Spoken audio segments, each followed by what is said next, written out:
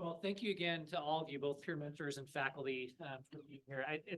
The kind of reflective exercise that Rick led us through before the break was particularly kind of, I don't know, interesting for me because my research and my scholarly work at BYU is grounded in the experience I had as a peer mentor about 20 years ago.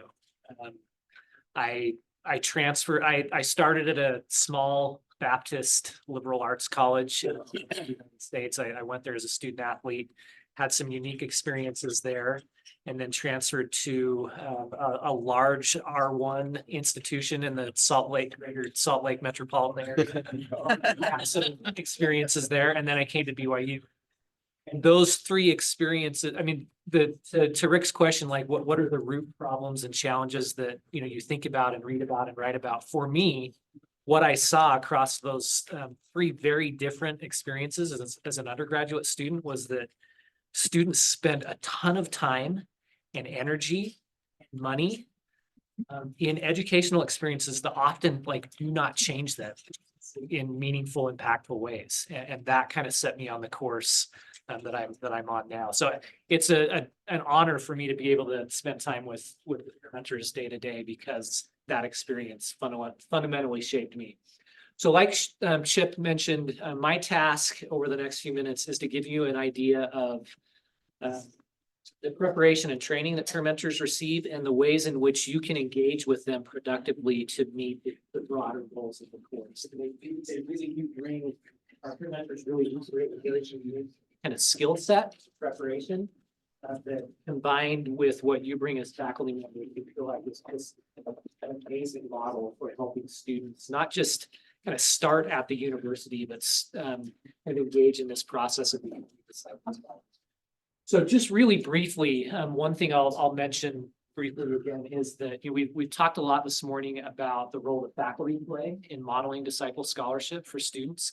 I'd invite you, both faculty and peer mentors, think about the role that peer mentors can play in this process as well as kind of budding disciple scholars. So we hope you'll have those conversations together and look for ways in which kind of both models can be visible and apparent to students, both the model that's a little further down the road and a more kind of peer-based model that in some cases students might relate to in different ways. Carl Mazer said this in the early days of the academy. He was speaking to students. He employed what's sometimes called a monitorial system that he didn't develop that system, that he adjusted it in really unique ways with the purposes of Brigham Young Academy. But speaking to those kind of student leaders, those early peer mentors of the academy, he said, from you, it will come with greater weight if properly spoken from the teacher. So there are certain things that your peer mentors will be able to say and do that might even have a greater impact upon students than you saying and doing those same things. We won't answer the question for you what those things are. I think that's a really productive conversation for you and your mentors to have across the semester is how can you work together and leverage your strengths and unique experiences to help students grow in the ways we hope they'll grow. So there are three kind of primary roles that we see peer mentors playing as it relates to University 101. The first is their primary responsibility is to connect with students. One of the things that President Reese mentioned in his university conference address was that new students, when they come to our campus, they need a sense of mission, connections, and resources. And one of the primary roles that peer mentors play is connecting with students, but not as just a friend or a buddy or someone that points out the library to them, although they can do that. We're really trying to help peer mentors facilitate strategic and intentional relationships that are grounded in academic thriving and belonging. So the conversations that peer mentors are having with students outside of class are grounded in those areas. Yes, they want to be friendly. They want to connect with students in some sense at a social level, but students have friends. They have people in their ward. They have RAs in the residence halls.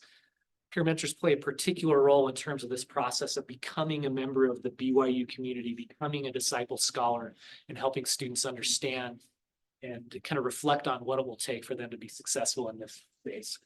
Number two, we hope that they'll be mentors will be helpful to you in terms of supporting the sorts of learning that you hope it will be happening in your classrooms. And then third, and I think this may be the most important, and I'll kind of end on when I finish, I'm going to finish with this, but this model of small classes with a CFS faculty member and a peer mentor really kind of provides a structure that allows us to form what we're referring to in our department as student success teams or student care teams. Kerry Mulestein in his video that we saw earlier this morning kind of touched on this, that this structure provides every student that comes to BYU with at least two people that know their name and know their face, right? And it can be there when something comes up, whether it's an opportunity to celebrate a success or reflect on, okay, what do I need to do differently so I can have more success? So developing intentional relationships, supporting the learning that goes on in your classroom, and then being part of a student success team. Those are the. In terms of their preparation and training, I'm not going to go into a whole lot of depth here, but the take-home message here is that the peer mentor that is sitting next to you or across from you is very well trained. We invest significant time and financial resources in making sure that's the case. So across an academic year,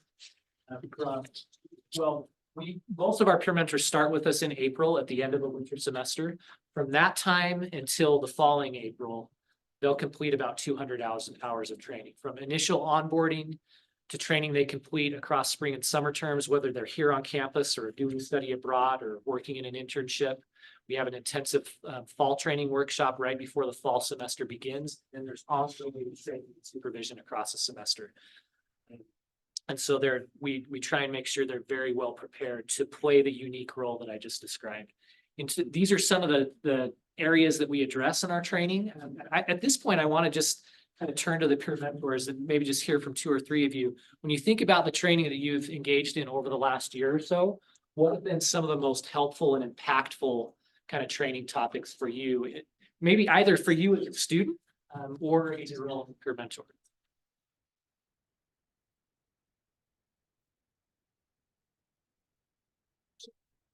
One thing that's really impactful for me is just learning how to be a better active listener and not just instantly coming in with solutions for the students, but knowing how to listen to them and help them work through their own problems, because we're not always going to be their peer mentor, we're not always going to be there to save them, but really gives them and us the tools we need to help them continue their success.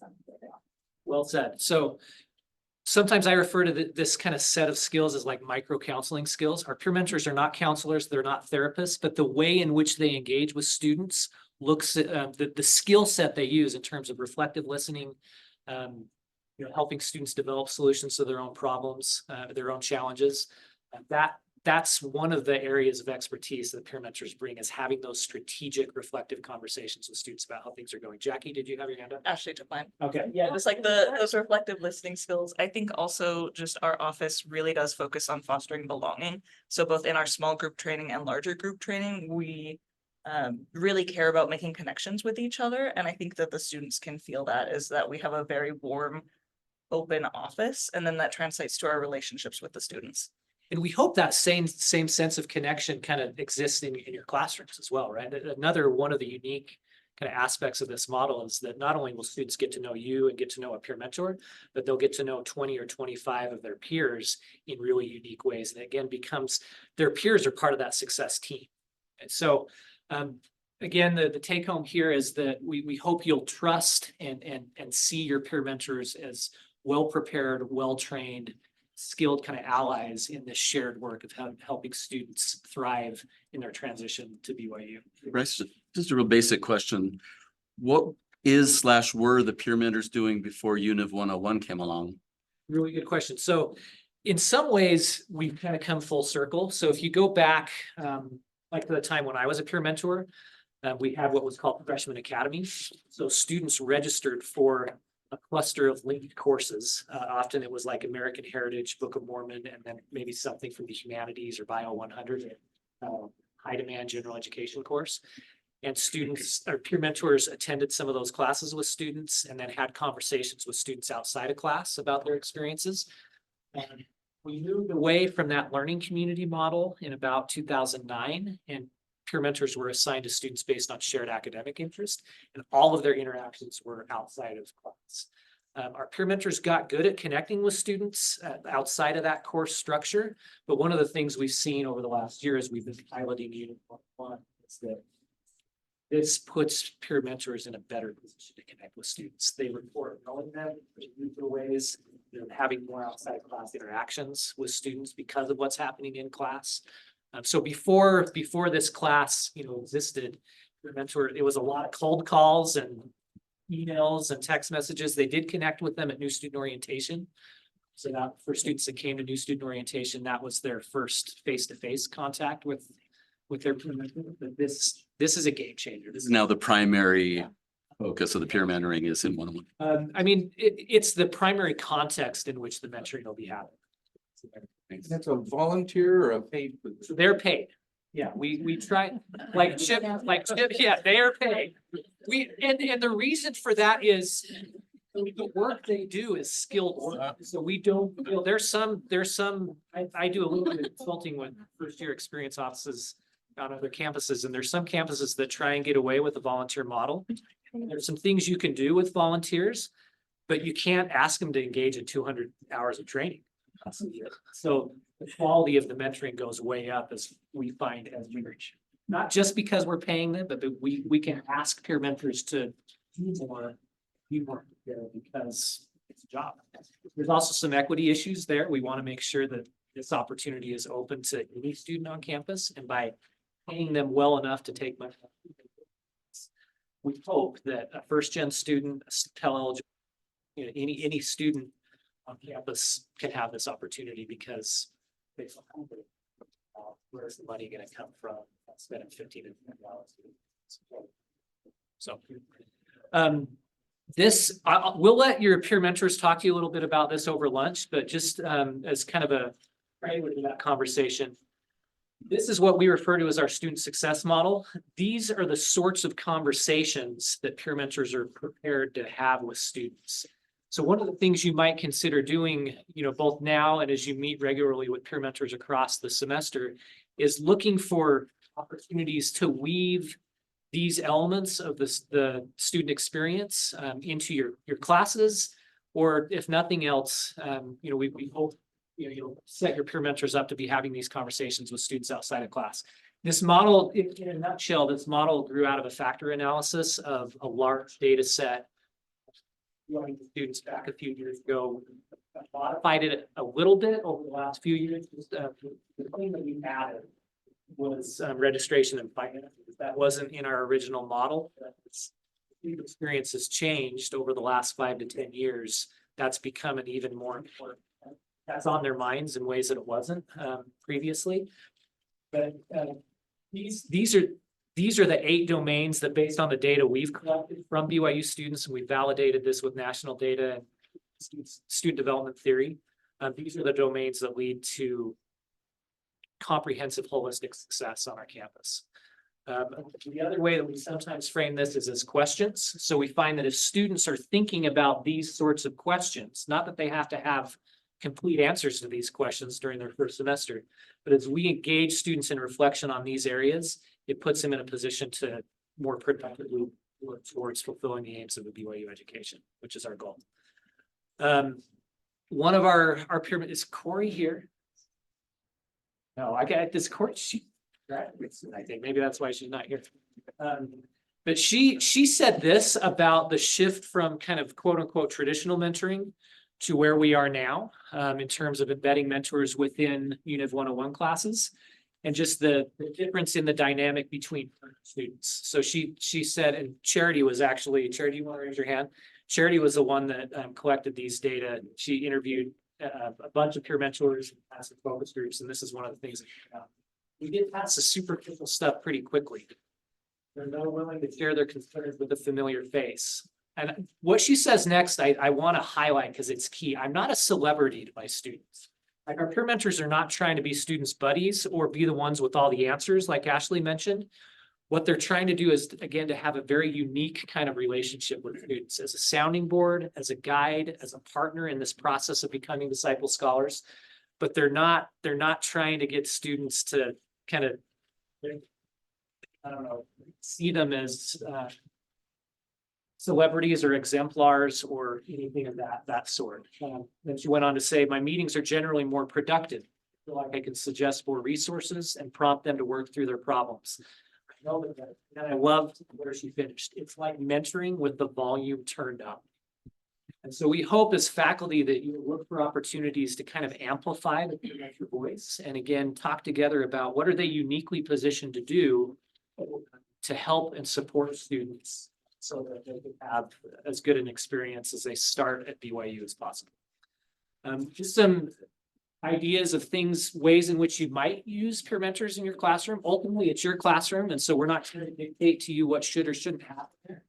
We hope you'll see peer mentors as allies and assets.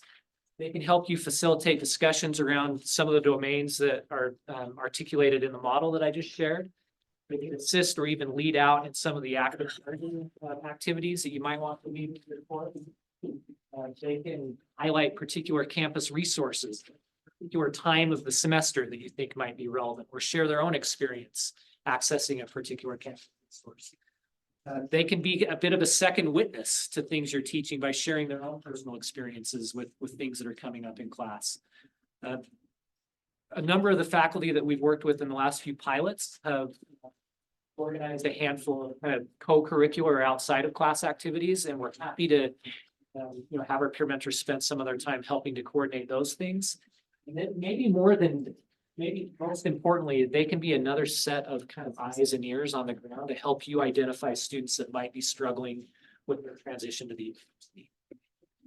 And so that kind of brings me to where I want to end. Again, this model of small classes with a dedicated, committed faculty member and a well-trained peer mentor ensure or put us in a really powerful position where every student that comes to this campus is known as an individual. And just think about that for a moment, the scale and scope of what we're talking about. We'll across an academic year or across a calendar year, we'll welcome close to 7,000 new students onto this campus. And with this model, every one of those students can be known and seen and heard. And so, one of our goals is to help. This is not the primary goal of the course, but it'll help with this.